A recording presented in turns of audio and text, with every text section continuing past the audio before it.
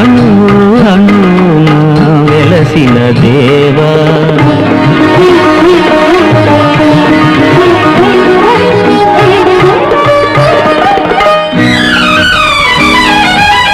మనిషిని మనిషే పరిచే వేళ ద్వేషం విషమై కురిసే వేళ నిప్పులు మింగి నిజమును తెలిసి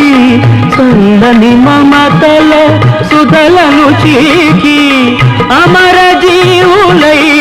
వెలిగిన మూర్తుల